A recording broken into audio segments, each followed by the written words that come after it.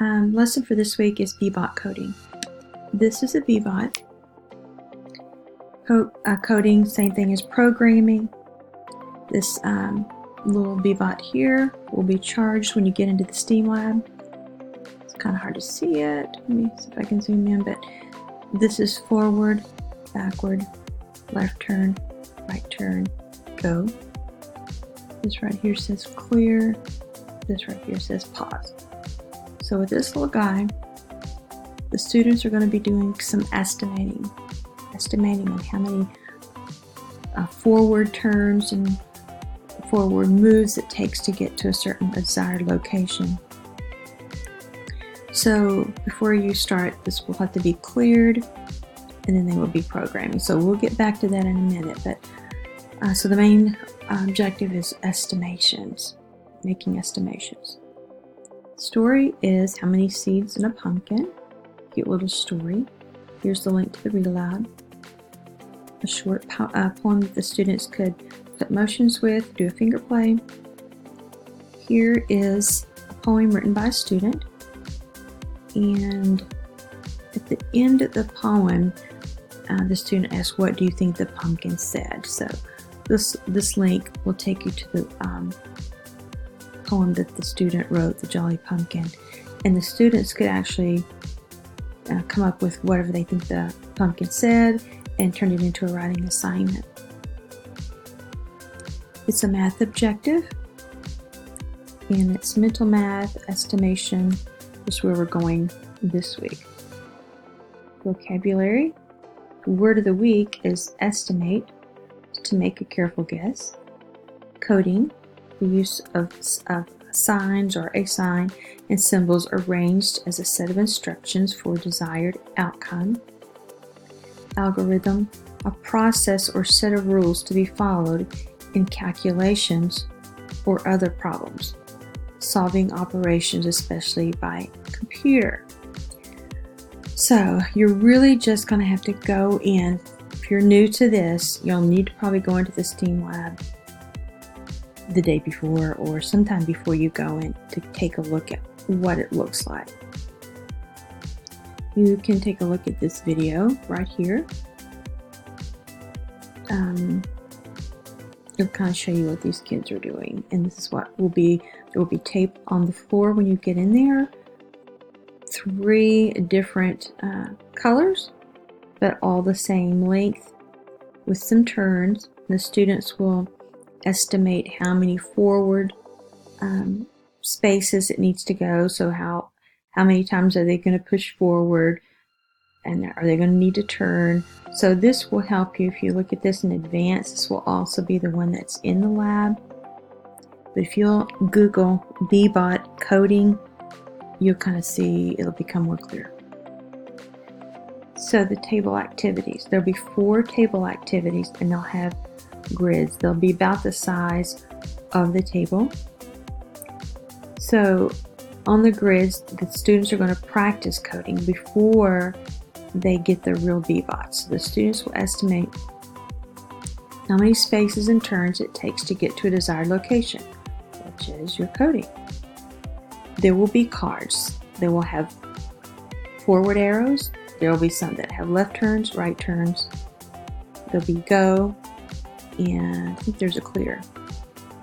And there will also be some directions left and right. So there will be little cards that will be at the table beside your grid map.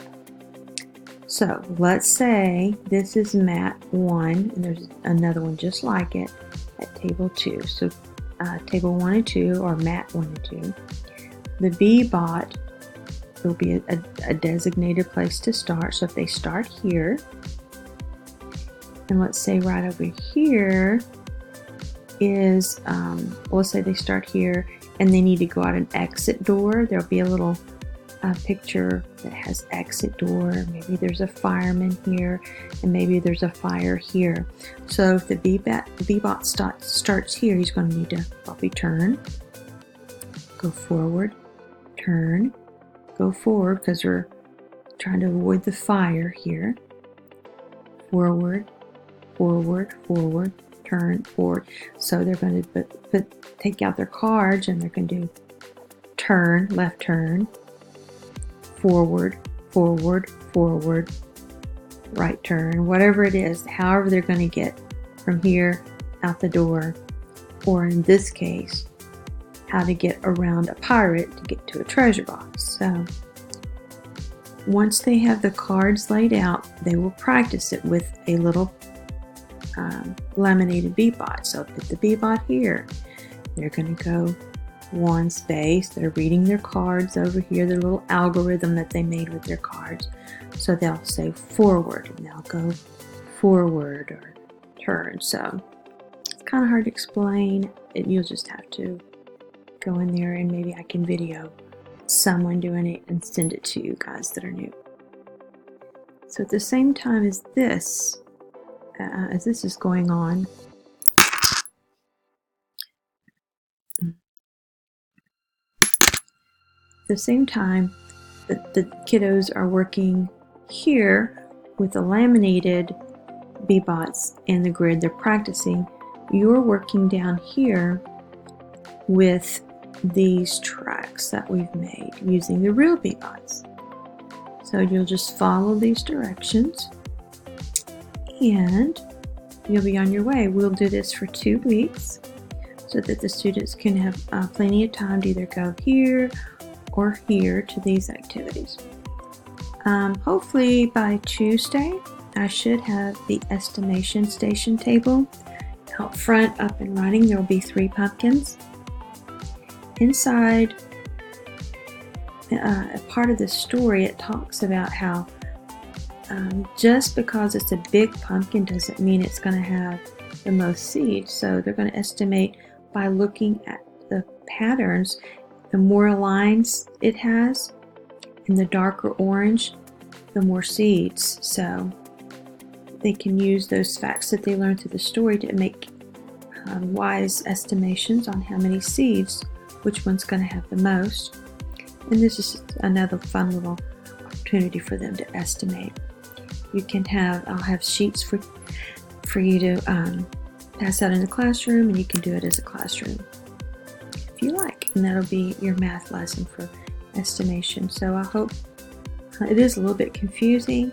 So just come see me and I can show you what a Bee-Bot looks like and what this grid looks like and some of the cards, and we'll run through it one time because you really do want to know what you're talking about right here. So come see me if you need to, and have fun with Bee-Bots.